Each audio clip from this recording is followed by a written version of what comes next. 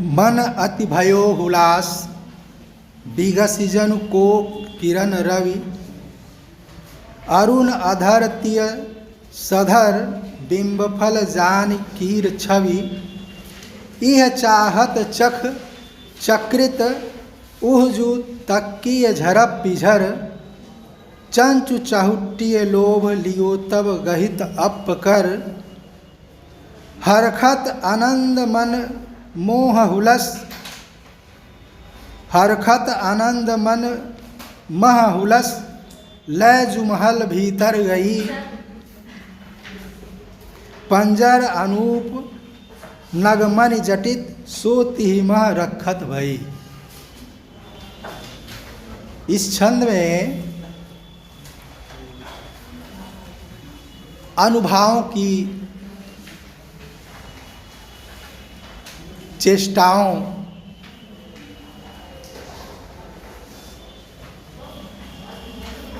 का वर्णन किया गया। अनुभाव हैं, चेष्टाएं हैं, और वो चेष्टा पक्षी की भी है, मनुष्य की भी है। उसके मूल में है पद्मावती का सौंदर्य। इसके पहले हम पढ़ चुके हैं कि पद्मावती पद्मिनी नारी थी, अर्थात उसके शरीर से कमल की गंध आ रही थी। पद्मावती के सौंदर्य को देख करके, उसके अधरों को देखकर तोते को यह भ्रम होता है कि वो अधर उसके बिंबाफल हैं। मन अति भयो हुलास, और उधर तोते को पद्मावती ने देखा है, तो उस तोते को देखकर वो उल्लसित है। मन अति भयो हुलास, मन उल्लसित हुआ। बिगसी मनु कोक किरण रवि, और इसके लिए चंद्रवरदाई ने जो उपमा दी है वो क्या दी है कि बिगसी जनु कोक किरण रवि। तोते को देखकर पद्मावती का हृदय उसी तरह उल्लसित हुआ मानो कि कमल सूर्य की किरणों के पड़ने से खिल उठता हो। उत्प्रेक्षा का बहुत अच्छा प्रयोग यहाँ चंद्रवरदाई ने किया है। मन अति भयो हुलास बिगसिजनु कोक किरण रवि अरुण अधर तिय सधर बिंबफल जान कीर छवि। अरुण अधर तिय सधर, उस तिय स्त्री, यहाँ पद्मावती से मतलब है कि उसके अधर, सुंदर अधर अरुण है, लाल है। बिंब फल जान कीर छवि, तोता उसकी छवि को देख करके, उसके अधरों के सौंदर्य को देख करके यह सोचता है बिंब फल जान कि यह बिंबा फल है। केवल वो जानता ही नहीं है, बल्कि उस जानने को सही मानते हुए क्रिया भी करता है। यह चाहत चख, कवि दोनों के मनोभावों का वर्णन करता है और फिर दोनों की क्रियाओं का वर्णन करता है। एक ही पंक्ति में दोनों के मनोभाव भी हैं और दोनों की क्रियाएं भी हैं। यह चाहत चख, तोता उस बिंबा फल को चखना चाहता है। उसके अधर को, ओठ को वो बिंबा फल समझता है और बिंबा फल जान करके लाल बिंबा फलों को वो चखना चाहता है। चक्रित वह। दूसरी ओर पद्मावती उस सुंदर तोते को देखकर चकित है। तकिय झरपी झर। तोता उसको देखता है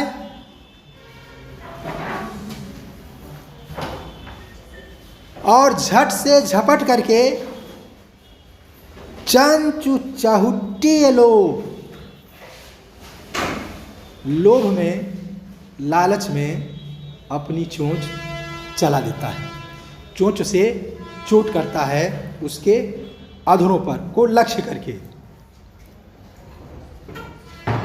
लियो तब गहित अप कर।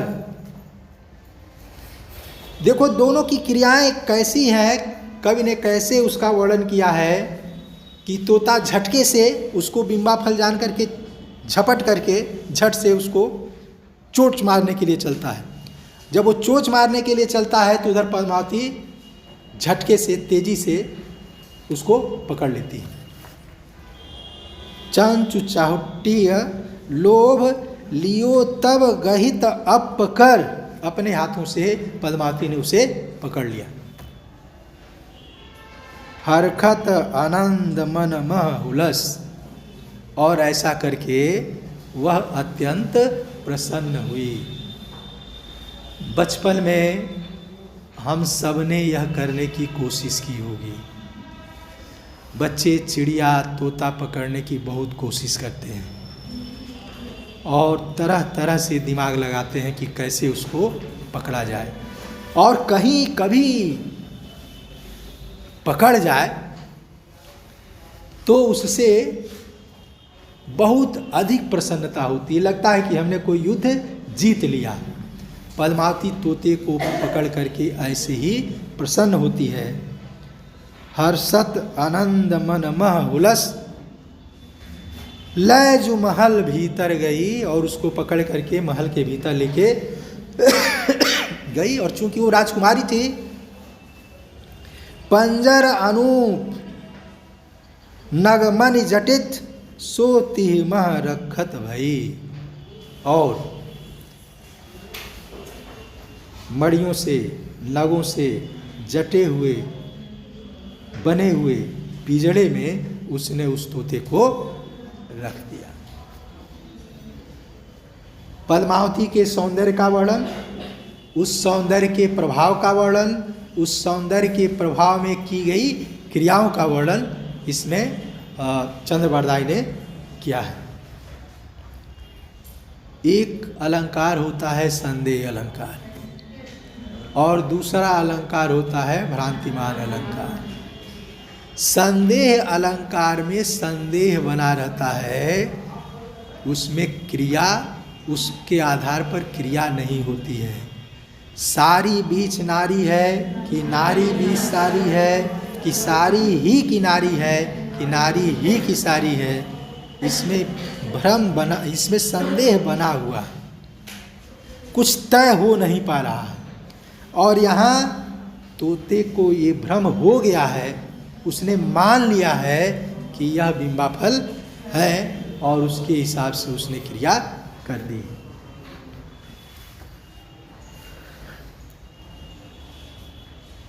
बारहवां छंद देखते हैं। यह भी चंद्रबरदाई के सौंदर्य वर्णन के लिए इस छंद को बार बार उद्धृत किया जाता है। बहुत महत्वपूर्ण छंद है यह। कुटिल केश सुदेश पौह परिचियत पिक सद, कमल गंध वयसंद हंसगति चलत मंद मंद, श्वेत वस्त्र सोहै शरीर नख स्वाति बूंद जस, भ्रमर भवहि भूलहि सुभाव मकरंद वास रस, नयन निरखि सुख पाय सुख, यह सुचिक्य मूरति रची, उमा प्रसाद हर हेरियत मिलहि राज प्रतिराज जिय। कुटिल केश सुदेश,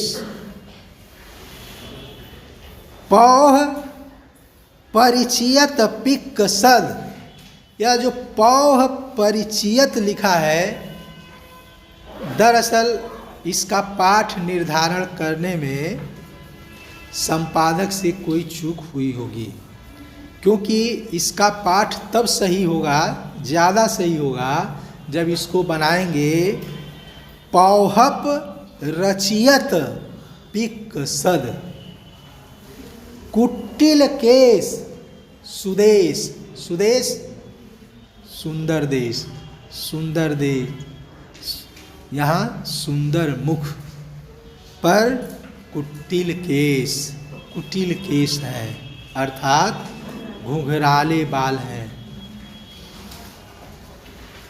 पौहप रचियत, पौहप पुष्प, रचियत रचे हुए, और उसकी वेणी में फूल गूथे हुए हैं। पिक सद, और सद अर्थात शब्द, पिक अर्थात कोयल, उसकी जो आवाज है वो कोयल जैसी मधुर आवाज है। कुटिल केश सुदेश, सुंदर मुख पर घुंघराले बाल हैं। पौहप रचियत, बालों में फूल गुथे हुए हैं। पिक सद, और उसकी जो आवाज़ है, वो जो शब्द बोलती है, उसकी जो आवाज़ है वो कोयल की आवाज़ की तरह से मधुर है। कमल गंध वयसंद, हंस गति चलत मंद मंद। कमल गंध, उसके शरीर से कमल की गंध आ रही है। पहले इस पर बातचीत हो चुकी है कि वो पद्मिनी नायिका है। वयसंध, उसकी अवस्था वय संध की अवस्था है, किशोरावस्था है। हंस गति चलत मंद मंद, और हंसों की गति से वो धीरे धीरे चलती है। उसकी चाल हंसों जैसी चाल है, वो धीरे धीरे हंसों की तरह से चलती है।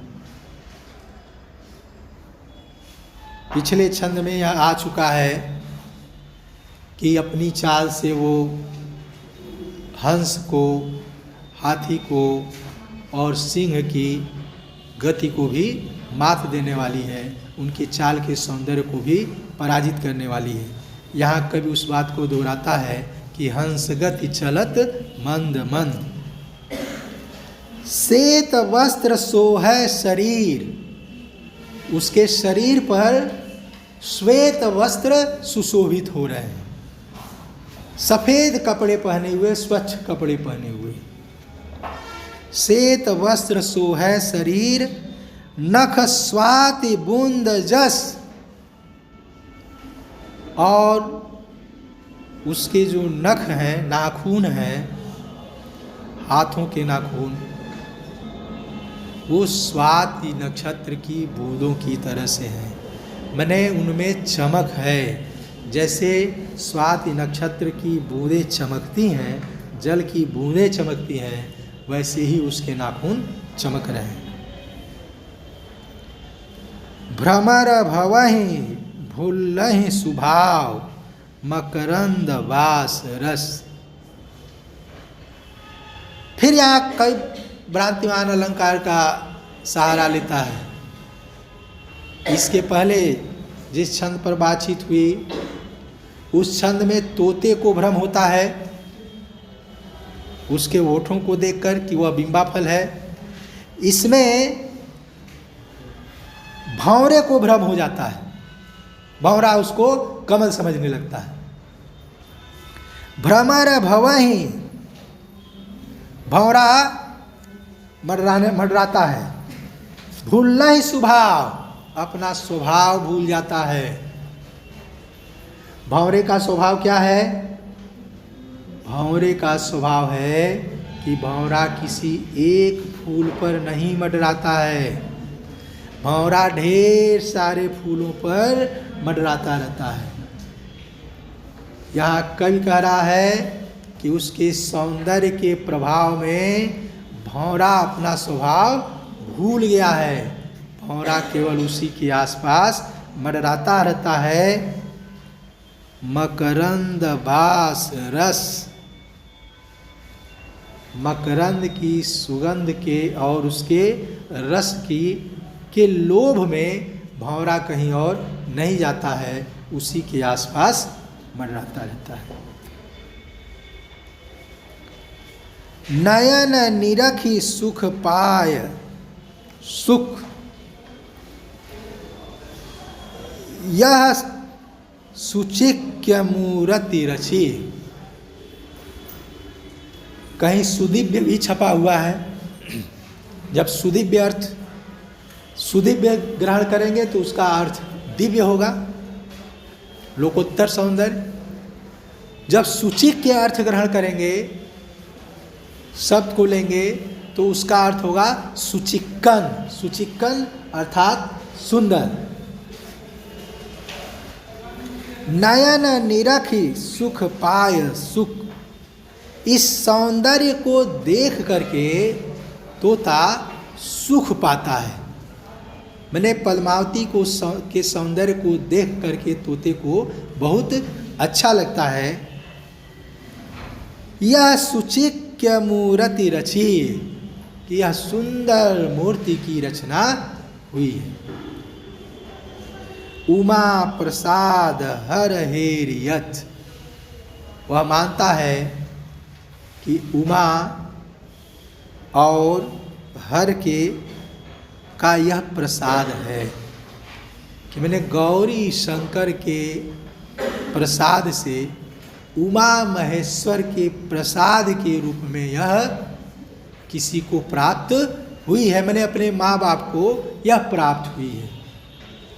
जैसे जब किसी के बच्चे बहुत अच्छे होते हैं तो लोग कहते हैं कि अमुक देवी देवता की इतनी प्रार्थना के बाद तो यह संतान हमको प्राप्त हुई। तो तोता सोचता है कि गौरी शंकर उमा महेश्वर के आशीर्वाद स्वरूप अपने माँ बाप को यह प्राप्त हुई है, इतनी सुंदर इसकी रचना है। इतना ही नहीं, वह यह भी सोचता है मिलहि राज प्रतिराज ही, अपने हृदय में सोचता है कि यह इतनी सुंदर युवती है, इसको पति के रूप में पृथ्वीराज चौहान प्राप्त हो। इस अंतिम पंक्ति के माध्यम से चंद्रवरदाई ने आगे की घटनाओं की ओर संकेत किया है।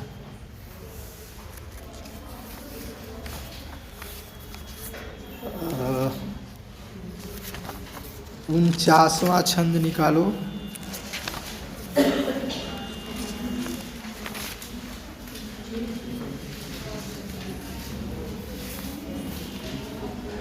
उनचासवां छंद, 49वां 50वां।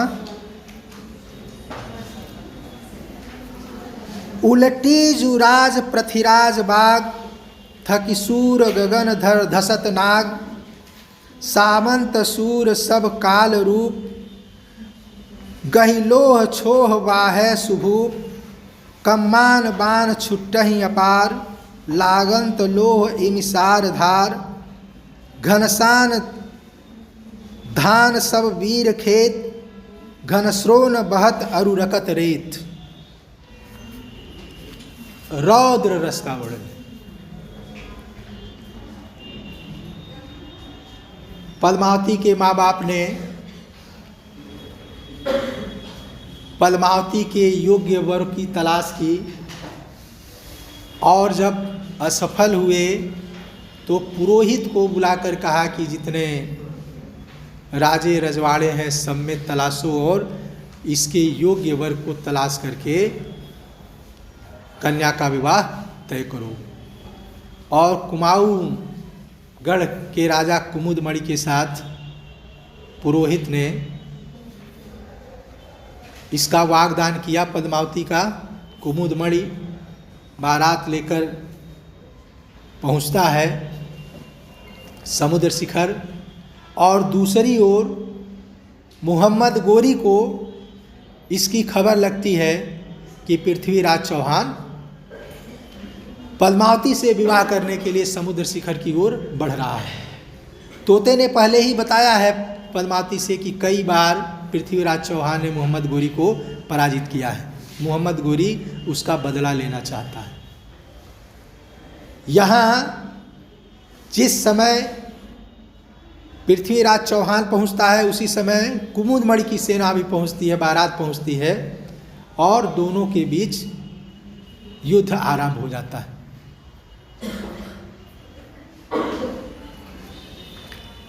पृथ्वीराज चौहान मंदिर से पद्मावती का हरण करता है और उसको कुमुदमणि और समुद्र शिखर की सेना उसका पीछा करती है और वो चारों तरफ से घेर लिया जाता है। जब पृथ्वीराज चौहान को ये दोनों सेनाएं दौड़ाती हैं तो पृथ्वीराज चौहान ठहर करके फिर वापस घोड़ा मोड़ देता है। उलटी जुराज पृथ्वीराज बाग, थकी सूर गगन धर धसत नाग, सामंत सूर सब काल रूप, गही लोह छोह बाहे सुभूप। उलटी जुराज पृथ्वीराज बाग, पृथ्वीराज चौहान ने जब बागडोर उल्टी, जब घोड़े को मोड़ दिया,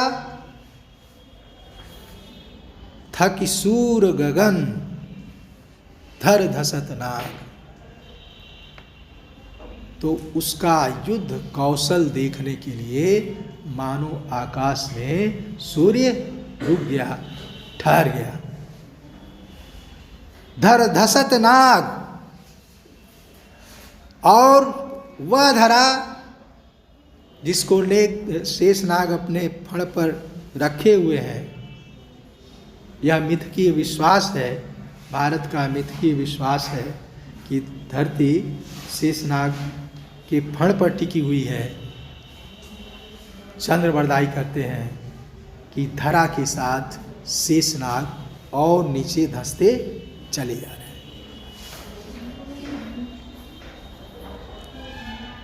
सामंत सूर सब काल रूप, पृथ्वीराज चौहान के साथ जितने सामंत हैं वो सब काल की तरह से हैं, मौत की तरह से हैं। गही लोह छोह बाहे सुभूप, गही पकड़ करके लोह लौ अस्त्र, तलवार, भाला वगैरह, छोह बाहे, क्षोभ से, अत्यंत क्रोध से उसको वो चला रहे हैं। सुभूप, वो सुंदर राजा। मैंने पृथ्वीराज चौहान और उसके सामंत, उसकी पूरी सेना क्रोध में आकर के तेजी से अस्त्र शस्त्र चला रही है। कम्मान बाण छुट्टहि अपार, लागंत लोह इमिसार धार। कम्मान बाण, कमानों से, धनुष से तीर तेजी से छूट रहे हैं। छुट्टहि अपार, असंख्य बाण छूट रहे हैं। और कितनी तेजी से छूट रहे हैं, कवि कह रहा है लागंत लोह इमिसार धार। ऐसा लगता है कि मानो धाराधार वर्षा हो रही हो। जैसे खूब तेज जब वर्षा होती है तो लगता है कि आकाश से तीरों की वर्षा हो रही। यह एक सुंदर वर्णन है युद्ध क्षेत्र का।